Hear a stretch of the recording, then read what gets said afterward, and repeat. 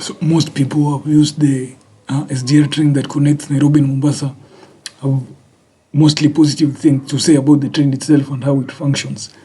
So it was a very big upgrade when compared to what was in place before the buses. So journey times have been reduced from the over 8 long hours you had to spend on one of those coastal buses, maybe modern coast bus etc. Now you can be sure that in about 5.5 hours you'll be at your destination on time with no delays, no mechanical problems, a very low chance of maybe an accident or things like that. So it has been a very positive addition to the travel sector of the country, but there are a number of things that most people who use the train frequently can tell you should be improved upon, maybe to provide better services to users. So the most prominent issue that most people have noted regarding the services provided by the train is the location of the terminus. If you're traveling from Nairobi, you have to go all the way to the Syokimau station. I think that is where the terminus for the train was located. So many people find that to be inconveniencing because first things, not many people know where Syokimau is. And secondly, you have to spend some additional fare to get to Syokimau, which just beats the whole purpose of having a cheaper train when compared to these buses. So if you spend maybe 200 to get to the station, you have to add that to the 1500 you're paying for your ticket. Many people find that inconveniencing and wonder why the terminus was not located at Haile Selassie, Nairobi Central Railway Station. If you go to Nairobi Central Railway Station, most of the trains you will see there are those very old versions that I think have been operating since 1990, since 2000. They're very old. So we were just wondering why it's not possible to move the terminus to Nairobi Central. That will be it will be very convenient for travelers.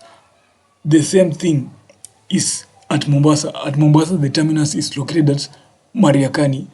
Mariakani is 30 kilometers from the Mombasa CBD, which means you have to spend another 200 shillings and maybe a journey that takes 30 minutes to connect between the two destinations. This is very inconveniencing for most people. So we just hopefully in the future they can move the terminus to the central business district for both cities. It will be very conveniencing for users of the train because they'll be spending less time and less money to get where they're going. The second most prominent issues regarding the operation of the train is the failure by the government to electrify the train itself. So when the project was first proposed to have a train connecting the two cities that uses the standard gauge system, there were suggestions that it should be electrified at some point in the future. At first they'll use a diesel version and then after some time they will electrify it. But since the train became operational, we have not had any proposal or even any talk, any suggestion of electrifying the train. Currently what we have is the diesel version that requires about 5 hours 30 minutes to get to one of the cities that it's going to. The current administration has not made any proposal to electrify the train. I think the only proposal that we have had regarding its operation is to extend services from Nairobi to Malaba. I think that will take another 10 years. There is no proposal to electrify the train connecting Mombasa to Nairobi. It will continue using diesel, maybe taking the 6 hours that it normally takes to cover the distance. We just hope that maybe in the next phase of the government, the next phase of this administration, that is from 2027 to maybe 2032, there'll be a proposal to electrify the train so that at least the journey times can be reduced to 3 hours or 2.5 hours from the current 6 hours. The third complaint that people have made regarding the operation of the train is the seating arrangement. So I think the seating arrangement was copied from other advanced countries that have used trains for a long time. Passengers have to sit across from each other, facing each other. You have to maintain eye contact with other travelers for, I think, the whole duration of the journey. There's no privacy. So people are just wondering what will happen if the seats were altered to face a single direction. Will this reduce the capacity of each train car? But from what we have heard, changing the seats to face a single direction will not reduce the capacity of the train car. It will improve the journey experience for travelers instead of having to maintain eye contact with other passengers for the entire duration of the journey. This has not been taken seriously by the operators of the train. They have never addressed this issue, despite the fact that many people have complained about it and highlighted it as one of the major challenges associated with traveling with the train. The only improvement that has been made in the recent past is the addition of a VIP section of the train. The VIP section, we are told, is supposed to, you pay 12,000 for a single trip, a one-way ticket.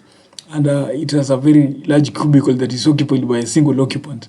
So many people found this to be confusing because if you travel by air, maybe one of these cheap airlines, Jumbo Jet or KQ, you'll pay about, I think about 9,000, 8,000, or at most maybe 11,000. So, and the time you will spend on the journey will be about 1 hour, 2 hours. But the train itself requires you to pay 12,000 for that VIP cubicle, and the journey will just take the normal 6 hours that it takes to travel, to cover the distance between the two cities.